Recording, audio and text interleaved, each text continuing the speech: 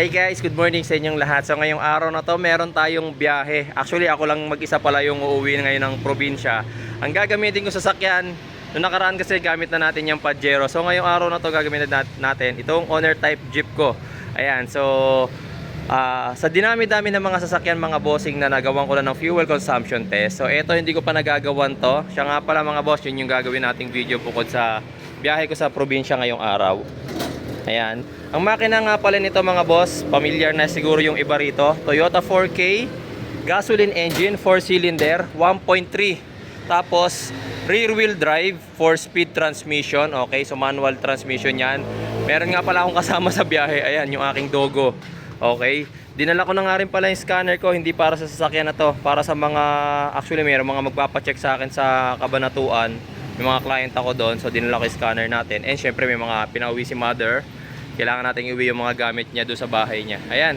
Ngayong araw na to, malalaman natin kung matipid ba sa fuel consumption ang Toyota 4K. Itong aking owner type jeep. Tara, samahan niyo ako mga boss. Tsaka may mga tanong nga pala yung iba. Bawal daw ba ang pure stainless na owner type jeep? Kasi yan, makikita nyo, pure stainless yan mga boss. Pati flooring, pure stainless. Pasensya na, marumi. Tapos bawal daw yan sa expressway. So ngayong araw na to, sabay-sabay natin masasagot yan. Okay po, samahan niyo ako mga boss.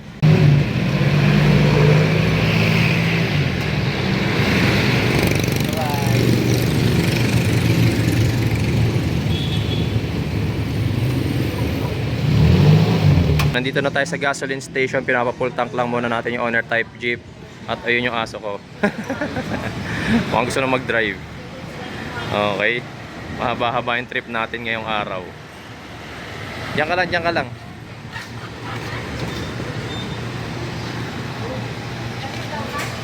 Itong owner type jeep ko nga pala, hindi ko nga pala alam ang fuel capacity nito. Kasi syempre mga customized lang yung mga tangke niya. Kaya gaya niya na yan. Ayan. So kung nakikita nyo yung hose na yon, yan yung level gauge namin. Wala kasing fuel gauge yan dun eh. Tsaka mahirap maglagay ng fuel gauge sa owner type jeep talaga. Okay, so ito yung basihan namin. Yan, sumisilip pa kami sa hose na yan. Pero ngayon full tank naman. Ayan, so ngayon ko lang din malalaman kung ilan yung capacity niya. Kasi konti na lang naman yan kahina eh. Ito guys, so wala tayong basis kasi guys, wala tayong odometer or gauge dito ng ano natin, trip reader. So regardless kung magkano yung pinakarga ko, kung ilang liters man yan. So pagbasihan na lang natin mga bossing, ito. Kaido. Makulit tong aso. Pasensya na. Ayan. 172,000. 17,920, sorry. Hindi ko kasi alam kung anong gauge to, kung meters ba to o kilometers na yung nandito eh. Pero alam ko kilometers to eh. So 172,900 na lang, okay? Ayan, so tingnan natin kung ilang kilometers ako, tsaka magkano yung fuel consumption namin. Pasensya na, makulit yung aso ko. May nakikita kasing pusa eh, yun. Kaido, dun, upo, alis na tayo.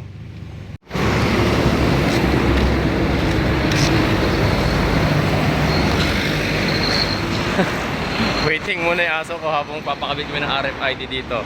Wala kasing RFID yung owner type jeep eh.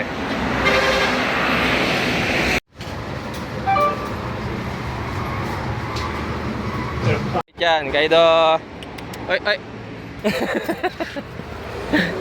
Sige sir. Pangalan siya? Kaido. Kaido? Oo. Parang sila Sa One Piece. Ayun, pwede na. Kaido! Kaido, tawag ka Kaido. Saan yung susi ko? Hey guys, so marami nagtatanong sa akin at nagsasabi bawal daw ang owner type jeep sa expressway. So ngayon, dala natin yung owner type jeep ko at may biyahe kami nung dog ko. Nandito tayo ngayon sa NLEX. Actually, kung familiar kayo sa lugar, this is Mindanao Avenue Smart Connect. So papunta kami ngayon ng NLEX. And dito kami kasi nagpakabit kami ng RFID. Kung bawal sa NLEX ang owner type jeep, unang-una hindi ako makakapagpakabit. Ayan, baka sabihin nyo wala pa akong pinakabit. Ayan, kapapakabit lang. And ito yung documents ko. Ayan, so tara, biyahe na tayo. May biyahe kami ng doggy ko ngayong araw na to. Samahan nyo kami guys.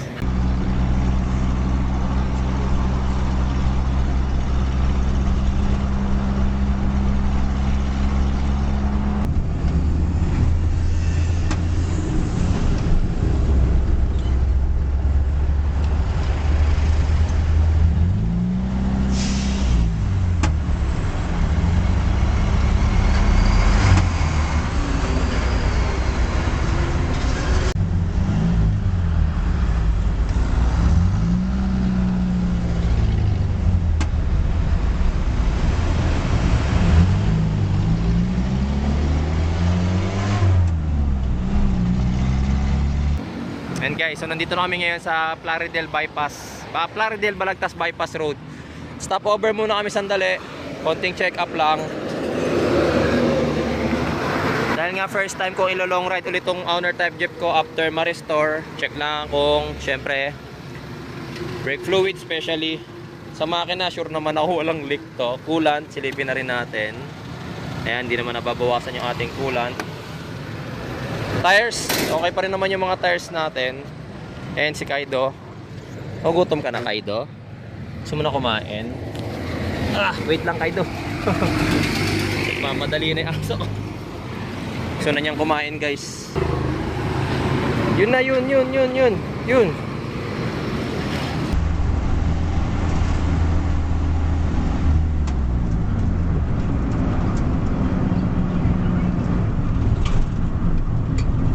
So after 1 hour, almost 2 hours, 11 o'clock kasi tayo nakaalis dun sa may Mindanao Avenue mula nung nagpakabit tayo ng RFID. So 12:45 na. Stopover na kami at narating na natin yung arko ng Gapan. Ayan, arko ng Gapan. Ayun yung arko ng Nueva Ecija. Nalampasan natin. Humanap lang kasi tayo ng medyo okay na spot para mag-stopover. So baba muna natin yung aking doggy, baka naiihi na to. Baka nauuhaw na yung dog ko eh. Yan. Dali. Uhaw na siya. Yan.